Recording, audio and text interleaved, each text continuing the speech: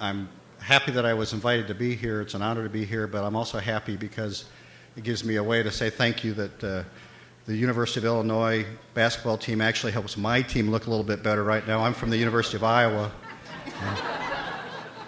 And the third thing I was going to suggest before we start is that this is a beautiful day outside, and so if we do want to go outside, I'm okay with that.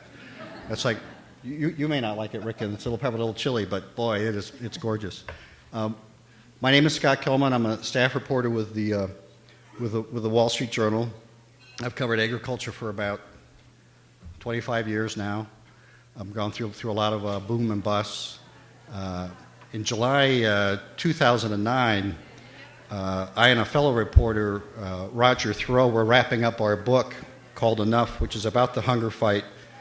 And it used the career of Norman Borlaug, who won the Nobel Peace Prize in 1970, as its narrative arc. He was the beginning, the middle, and the end of the book. And in September, I had just been, in July of that year, I had been down to Dr. Borlaug's home in Dallas to show him the galleys of the book that we were proofreading. And at that time, he was very sick with cancer. And but we still had a very good, long talk. I was there for a couple hours. And when I got ready to leave, I remember that he showed me the stack of magazine articles that he wanted me to take with him. And it had all these little highlighted areas and little stickers that he wanted me to read. And it stuck with me that he was always a teacher, always a professor. And a few months later, in September, he passed away. And I remember the night that I got the phone call about that, because I was at home in Chicago, and I had actually fallen asleep on the floor next to the crib of our then 2-year-old girl. And I didn't hear the phone ring because the CD of lullabies was still playing on the CD player. So I didn't hear the phone ring. My wife heard it. And at the time, she was enormously pregnant with our twin boys, and she was on bed rest, strict orders for bed rest. But it was a call late at night, and I didn't hear it, so she was alarmed. And she got up and she answered the phone, and she brought it over to me. And I was talking on the phone, getting the news, and I looked at my wife's face, and she was concerned, which was understandable. But then she was becoming alarmed, and then she mouthed the word contractions. And I remember as we waited to get instructions from the doctor about, should we go to the hospital? They're coming every 10 minutes and it's progressing. Should we go? It was still too early for this to happen. And I was trying to think about what I could say, what I could do to reverse the situation. So I told my wife that, because of this night of all nights, her getting up to answer the phone call about Dr. Borlaug, maybe that's a sign that one of our boys should be named Norman. And she looked at me and she said no, and apparently the boys didn't agree either because the contraction started to reverse. True story. And we didn't have to go to the hospital. And they were born, weeks later, Jimmy and Benny, healthy and happy.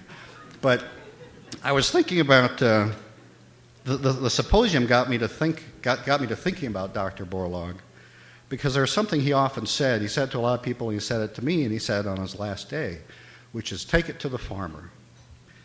And he was a gifted crop breeder. He was very unconventional in some ways. But a lot of what he thought about, a lot of what he worried about was communications and how to get the information that he had into the hands of farmers, that were some of the poorest in the world and had the least resources. So the toughest communications job you can think of in agriculture, as far as I'm concerned. And also how to get politicians and academics to change the way they think, to take the risk of making a change. And the way he did that, I think, the way he explained it to me, was that the model he used was the model that any farm boy from Iowa, as he was, around the time of the First World War, would have known, which was the extension model, where extension agents would come into the county and visit with farmers, and they would build demonstration plots. And that really was the secret ingredient to his success in India and Pakistan, as they built demonstration plots to show them that the new kinds of wheat that they were breeding really worked, and seeing is believing. And if the farmers saw it, then they would adopt it, and they would demand that their political leaders give them the resources to use it. And it worked with hybrid seeds and rotating crops and using fertilizer.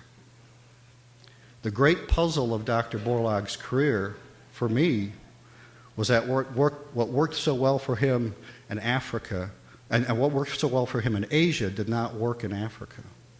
And that during the time of his career, Asia went from being the epicenter of hunger to Africa being the epicenter of hunger. And there are many reasons. Africa is far more complicated than Asia. Its soils are poor, its infrastructure is weaker, its climate's more diverse, and its leaders were far less committed, at least until recently, to agricultural development.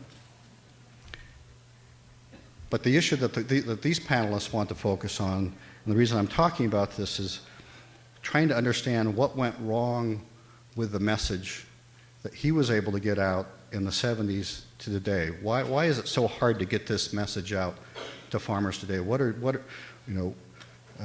If communication is important to tackling hunger in the poorest places, well, what are the complexities?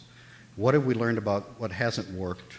And can new technologies make a difference? And we have three speakers who can give us a wide range of perspectives on this, on what they see as the communication challenges and the solutions.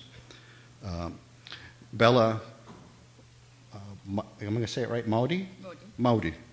I want to say Moody because I'm from Chicago. That's famous.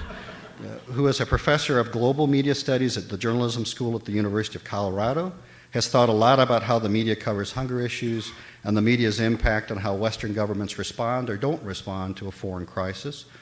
Gregg, BeVier, who's famous on this campus already, is a senior program officer for agricultural development at the Gates Foundation. He's a University of Illinois alum, and he's a rare guy at Gates, which is best known in agricultural circles for trying to get better seeds into the hands of poor farmers. He is trying to get better livestock into the hands of poor farmers.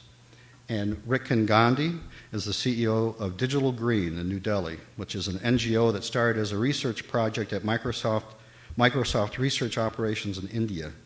In a nutshell, what Digital Green does, what's been doing is making thousands of educational digital videos available to farming villages across India, essentially trying to extend and amplify the reach of agricultural and development experts. And his model is interesting also because it relies on tapping local talent. My newspaper keeps trying to get me to use digital video, and I've never been very successful at it. I always look like I'm beaming from some UFO that's about to attack the world, and it scares people. So I'm going to pay careful attention to the equipment that he's brought and maybe try to keep it away from my editors. They're going to each speak for 10 minutes, and then we're going to open the floor to questions. Bella?